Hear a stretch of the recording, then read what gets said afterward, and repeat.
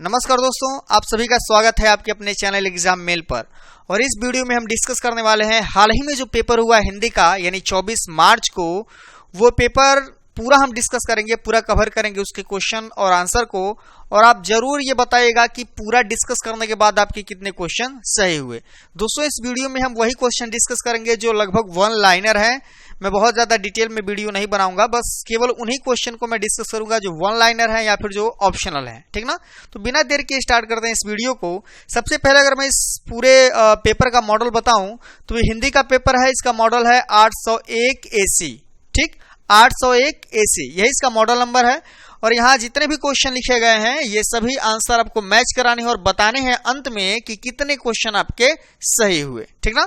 सबसे पहले यहाँ पर अगर हम डिस्कस करें तो जो पहला क्वेश्चन दिया हुआ था प्रश्न संख्या 1 से, उसमें जो क दिया हुआ था वो महावीर प्रसाद द्विवेदी की जो एक पत्रिका है, सरस्वती पत्रिका, वो पूछ रहा था कि जो 4 ऑप्शन दिया गया है उन चारों ऑप्शनों में से कौन सा ऑप्शन आपका सही था। तो जो सही ऑप्शन था दोस्तों वो था आपका महावीर प्रसाद द्विवेदी, जो है वो सरस्वती पत्रिका के संपादक थे। ये आपका आंसर सही था। अभी बात करते हैं क्वेश्चन नंबर ख की। तो यहां पर ये पूछ रहा था कि त्याग पत्र के लेखक कौन है, और उसमें 4 ऑप्शन दिया हुआ था। तो चारों ऑप्शन में से जो आपका सही आंसर था वो था जैनेन्द्र कुमार। दोस्तों, किसी भी प्रकार की वो बातें नहीं होंगी जो आपको टाइम बर्बाद करे, ऐसा कोई काम नहीं करना है। सीधे सीधे आपको आंसर मैच कराना है, इसलिए मैं वीडियो थोड़ी तेजी से बना रहा हूं। अब क्वेश्चन नंबर ग की अगर बात करें, यानी प्रश्न संख्या 1 का ग, तो यहां दिया था कि वाण भट्ट की जो आत्मकथा है उसके राइटर कौन है, हजारी प्रसाद द्विवेदी। और इस क्वेश्चन में ये पूछा था कि किसी एक रचना के लेखक का नाम लिखिए। यानी ऐसे ये 4 ऑप्शन आपके पास दिए गए थे, बाण भट्ट की आत्मकथा, सेवा सदन, नदी के दीप और गुनाहों का देवता। ये 4 जो है वो रचनाएं थी और पूछ रहा था कि किसी भी एक रचना के राइटर का यानी लेखक का आप नाम लिखिए। तो अगर आपने बाण भट्ट लिखा हुआ तो उसके जो राइटर है वो है हजारी प्रसाद द्विवेदी, ये सही ऑप्शन है। अगर आपने सेवा सदन लिखा हुआ है तो वो है मुंशी प्रेमचंद। अगर आपने नदी के दीप को अपना आंसर माना है तो इसके राइटर हैं अज्ञेय, जिनका पूरा नाम है हीरानंद, सच्चिदानंद हीरानंद व सायन अज्ञेय, ठीक ना। और अगर बात करें सबसे लास्ट ऑप्शन गुनाहों के देवता की, तो इसके जो राइटर है वो है धर्मवीर भारती। दोस्तों, इसमें जो सबसे आसान था वो था आपका सेवा सदन, काफी फेमस है, प्रेमचंद की एक रचना है, ठीक ना। अभी बात करते हैं क्वेश्चन नंबर घ की। तो यहां दिया था कि किसी एक रेखा चित्र विधा के लेखक का नाम लिखिए। तो रेखा चित्र विधा में जो है सबसे जो फेमस है वो है महादेवी वर्मा और राम वृक्ष वेनीपुरी। इनके अलावा भी बहुत सारे लोग हैं, लेकिन जो सबसे फेमस है वो आपकी महादेवी वर्मा और राम वृक्ष वेनीपुरी। आई होप कि यही आंसर आपने लगाया होगा। अभी दोस्तों बात करें अगले क्वेश्चन की, यानी क्वेश्चन नंबर अंग की। तो यहां दिया था किसी एक एकांकी लेखक का नाम लिखिए। तो दोस्तों, एकांकी के बहुत सारे राइटर हैं, लेकिन जो सबसे पॉपुलर है वो है जयशंकर प्रसाद और डॉक्टर राम कुमार वर्मा। ये दोनों जो है वो एकांकी के राइटर हैं। आई होप कि आपने यही आंसर मारा होगा। आपको बस मैच कराते जाना है और जोड़ के बताना है लास्ट में कि कितना क्वेश्चन जो है आपने सही अटेम्प्ट किया हुआ है। अभी हम बढ़ते हैं दोस्तों प्रश्न संख्या 2 पर। इसमें जो क है वो दिया हुआ है निर्गुण भक्ति धारा के 2 कवि बताना है। आप जानते हैं निर्गुण और सगुण 2 अलग अलग धाराएं हैं, तो आपको निर्गुण का बताना है। तो निर्गुण में कौन कौन है, कबीरदास, ये प्रवर्तक माने जाते हैं कबीरदास, और साथ ही साथ आप एक और ऑप्शन में रख सकते हैं गुरु नानक देव। तो जो 2 कवि हैं निर्गुण भक्ति धारा के वो कौन है, कबीरदास और गुरु नानक देव, ठीक।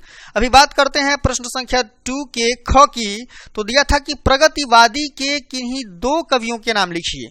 तो उनका जो ऑप्शन था उनमें है सुमित्रानंद पंत है, नागार्जुन है, केदारनाथ अग्रवाल है। ये तीनों जो है वो प्रगतिवादी से जो है वो बिलोंग करते हैं। तो आपको सीधा सीधा उत्तर लिखना था, ये वन लाइनर था, ठीक ना।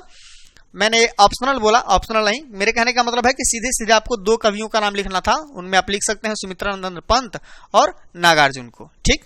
अब अगर बात करें क्वेश्चन नंबर ग की, तो यहां दिया हुआ था किसी एक कृति के रचनाकार का नाम लिखिए। आपके पास ऐसे 4 ऑप्शन दिए हुए थे। इसमें क्या था, साकेत था, कामायनी, चिदंबरा और नीरजा।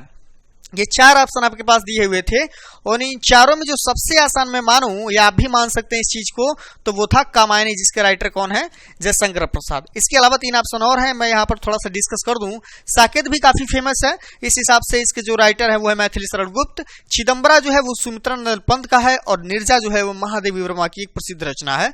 तो आई होप कि ये ऑप्शन आपने जरूर लगाया होगा। और सबसे जो ईजी है मैं फिर बात करूं तो वो है कामायनी जयशंकर प्रसाद का, जिससे आप बहुत पहले से पढ़ते आ रहे हैं। दोस्तों अभी यहाँ पर ये जितने क्वेश्चन मैंने डिस्कस किए वो वन लाइनर थे, यानी एक एक नंबर के थे, या फिर कह सकते हैं ऑप्शनल थे। इसके अलावा जो हम क्वेश्चन डिस्कस करेंगे वो भी वन लाइनर ही होंगे। फिलहाल अभी अब एक चीज यहाँ पर जान लें कि प्रश्न संख्या 3, 4, 5 क और 5 ख और क्वेश्चन नंबर 6, ये जो 5 क्वेश्चन है ये हम यहाँ पर डिटेल में डिस्कस नहीं करने वाले हैं। आप जानते हैं प्रश्न संख्या जो 3 दिया गया था वो एक गद्यांश था, तो गद्यांश आपने आई होप कि अच्छे से किया होगा।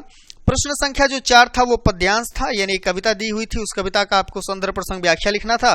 प्रश्न संख्या 5 क और ख में डिवाइडेशन था उसका, जिसमें आपको जीवन परिचय लिखना था, जबकि जीवन परिचय में डॉक्टर राजेंद्र प्रसाद, जयशंकर प्रसाद और आचार्य रामचंद्र शुक्ल, अब ये जो तीनों राइटर हैं वो गद्यांश के हैं, ठीक ना।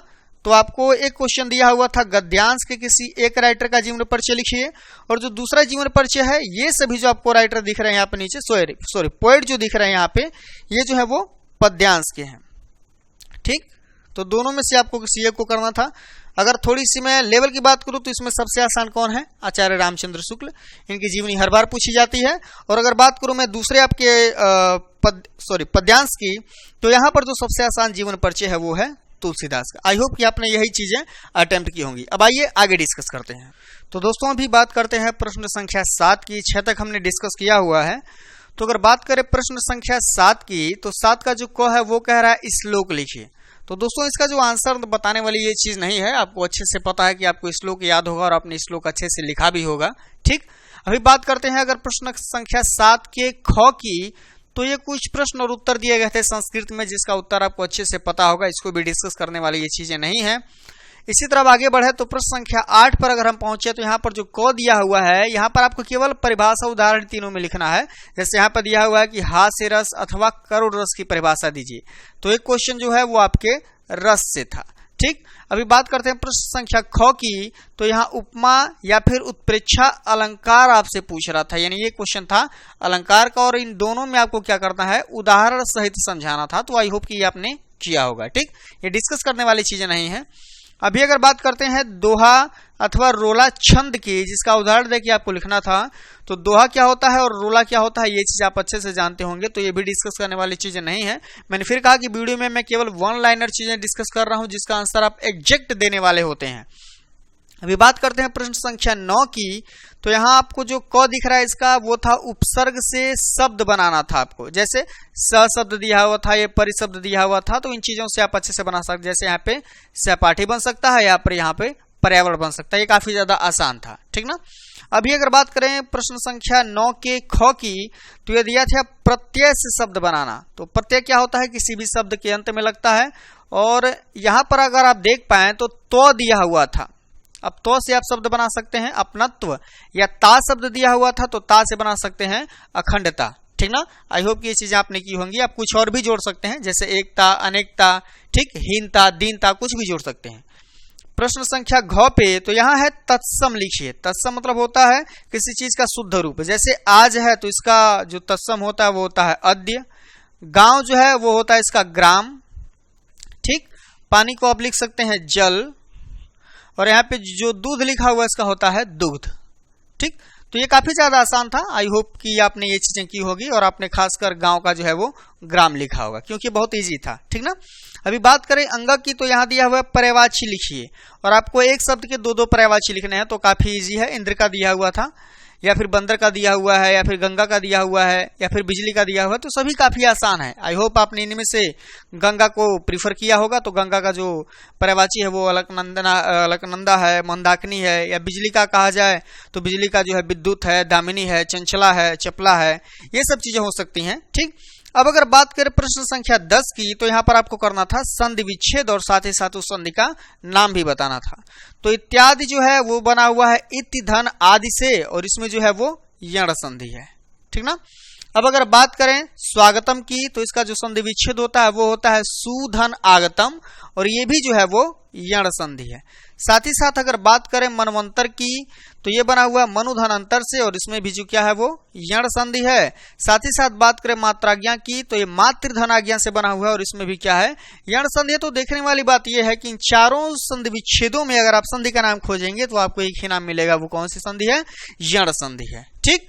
अब अगर आगे डिस्कस करें हम प्रश्न संख्या 10 के ख की, तो यहाँ दिया हुआ था नदी अथवा मति का पंचमी विभक्ति एक वचन का जो है वो रूप लिखिए।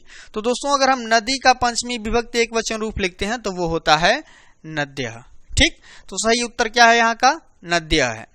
अब अगर बात करें प्रश्न संख्या ग की, तो यहाँ दिया था धातु, लकार, वचन और पुरुष लिखने के लिए, जिसमें आपको दो ही करना था, जिसमें से एक पठिष्यत आप उठा सकते हैं और हसत उठा सकते हैं। तो पठिष्यत जो है वो भविष्य काल का है, संस्कृत में बोले तो लिट लकार। और बात करें इसके धातु की, तो धातु है पठ, लकार है लिट, वचन है एक और पुरुष है प्रथम पुरुष। ठीक, साथ ही साथ अगर हसत की बात करें तो हसत में क्या है? हस धातु है, लट लकार है, एक वचन है और ये भी क्या है? प्रथम पुरुष है। आई होप कि ये चीजें आपको समझ में आ गई होंगी। अभी बात करें प्रश्न संख्या घ की, तो यहाँ पर आपको क्या करना था? अनुवाद करना था संस्कृत में। तो आई होप कि आपने ये अनुवाद किया होगा। काफी इजी था, मैं इन चीजों को यहाँ डिस्कस नहीं करना चाहता हूँ। ठीक, तो काफी इजी रहा होगा, ये आप अच्छे से कर गए होंगे। प्रश्न संख्या 11 जो है वो निबंध था। अब इसमें ये वन लाइनर है नहीं कि मैं इसको डिटेल में समझाऊं। साथ ही साथ प्रश्न संख्या जो 12 था वो खंडकाव्य था। आपने अपना जो भी जिले का खंडकाव्य रहा होगा उसको अच्छे से तैयार किया होगा। तो दोस्तों मैंने इस वीडियो में डिस्कस करने की कोशिश की हर उस क्वेश्चन को जो कि वन लाइनर है या बहुत ऑप्शनल कह सकते हैं, बहुविकल्पी हैं, उन सभी चीजों को मैंने डिस्कस किया है। आई होप कि ये वीडियो आपके लिए काफी ज्यादा हेल्पफुल रही होगी। मिलेंगे फिर से एक नई वीडियो में, तब तक के लिए जय हिंद, वंदे मातरम।